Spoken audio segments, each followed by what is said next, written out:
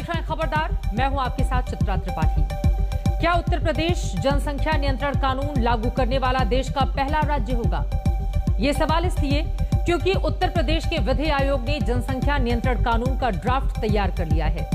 अगर इस ड्राफ्ट के आधार पर उत्तर प्रदेश सरकार कानून बनाती है तो दो बातें होंगी। पहली ये कि एक या दो बच्चों वाले माता पिता को इनाम मिलेगा और दूसरी ये कि दो से ज्यादा बच्चों वालों को सजा मिलेगी। और ये कैसे होगा? राज्य विधि आयोग ने इसका पूरा खाका तैयार करके अपनी वेबसाइट पर डाल दिया है, जिसमें दिए गए सुझावों को दो कैटेगरी में बांटा गया है। पहली कैटेगरी में दो बच्चों के मानदंड का उल्लंघन करने वालों को सजा का प्रावधान है और सुझाव ये हैं कि कानून लागू होने के बाद जो दो बच्चों से ज्यादा बच्चे पैदा करेगा उसे सरकारी नौकरियों में आवेदन का मौका नहीं मिलेगा। अगर कोई पहले से ही सरकारी नौकरी में है तो उसका प्रमोशन और बर्खास्त करने की भी सिफारिश है। इसके अलावा 77 सरकारी योजनाओं और अनुदान का लाभ भी नहीं मिलेगा। दो से ज्यादा बच्चे पैदा करने पर स्थानीय निकाय चुनाव लड़ने से रोकने की भी सिफारिश की गई है। साथ ही कानून लागू होने के बाद कोई स्थानीय निकाय प्रतिनिधि तीसरी संतान पैदा करता है तो उसका निर्वाचन रद्द कर दिया जाएगा। अब आपको दूसरी कैटेगरी में दिए गए सुझावों के बारे में जानकारी देते हैं, जिनमें इनाम और प्रोत्साहन की सिफारिश की गई है।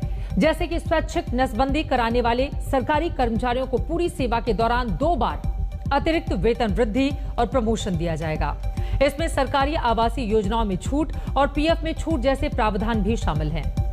2 बच्चों वाले दंपति अगर सरकारी नौकरी में नहीं है तो उन्हें पानी, बिजली, हाउस टैक्स, होम लोन में छूट व अन्य सुविधाएं देने का प्रस्ताव है।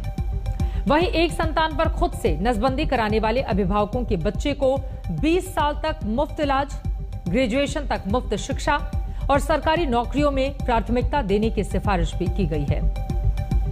इस ड्राफ्ट को तैयार करने वाले उत्तर प्रदेश राज्य विधि आयोग के अध्यक्ष एएन मित्तल ने आज तक से खास बातचीत की है, जिसमें उन्होंने इस ड्राफ्ट के प्रावधानों की जरूरत पर क्या तर्क दिए हैं। सबसे पहले आपको वो सुनवाते हैं। क्या है ड्राफ्ट में, कैसे नियंत्रण होगी यूपी की जनसंख्या, बताइए दर्शक। देखिए, जो हमारा प्रस्तावित ड्राफ्ट है वो हमने वेबसाइट पर भी डाल दिया है और उस ड्राफ्ट में ये व्यवस्था है कि पहली बात तो ये कि ये अधिनियम 1 साल के बाद लागू होगा। इसका उद्देश्य ये है कि अधिनियम पारित होने के बाद या उसके समय अगर कोई महिला गर्भवती है तो उसके अधिकारों को उससे वंचित ना किया जाए।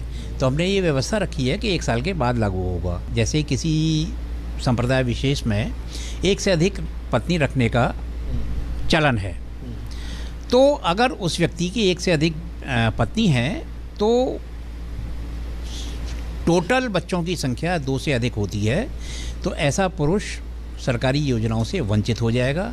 हाँ, इतना ज़रूर है कि अगर पहली पत्नी, दूसरी पत्नी, तीसरी पत्नी, चौथी पत्नी, चारों के अगर 2-2 बच्चे हैं तो वो संबंधित पत्नी सुविधाओं का लाभ पा सकेगी, क्योंकि उसने अपने बच्चों की संख्या 2 तक नियंत्रित कर रखी है। एक बच्चे वाला जो आपका प्रावधान है उसमें क्या क्या बेनिफिट्स मिलेंगे लोगों? देखिए, एक बच्चे वाला प्रावधान ये है कि जो बीपीएल परिवार है वो एक बच्चे के बाद अगर नसबंदी करा लेता है तो उसको 1 लाख रुपया एक मुश्त पैसा दिया जाएगा। दूसरा, ग्रेजुएशन तक उस बच्चे की पूरी शिक्षा, चिकित्सा वो राज्य सरकार करेगी।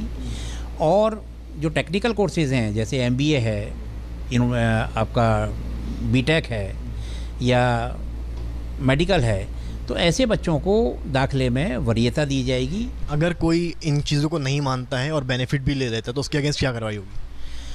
नहीं, देखिए, अगर कोई व्यक्ति इन बातों को नहीं मानता है तो सबसे पहले तो ये है कि उसके जो इंसेंटिव्स हैं वो सब विड्रॉ कर दिए जाएंगे और इसमें कोई दंडात्मक प्रावधान नहीं रखा है हमने। एक तबका होगा जो आपके इस डिसीजन से शायद नाखुश होगा, विपक्ष भी सवाल उठाएगा, तो एज अ कैसे डील करेंगे?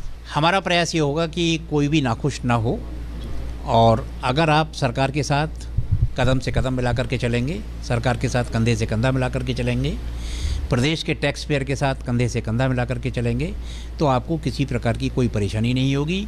और अगर आप विपरीत दिशा में ही चलेंगे तो आपकी मर्जी। उत्तर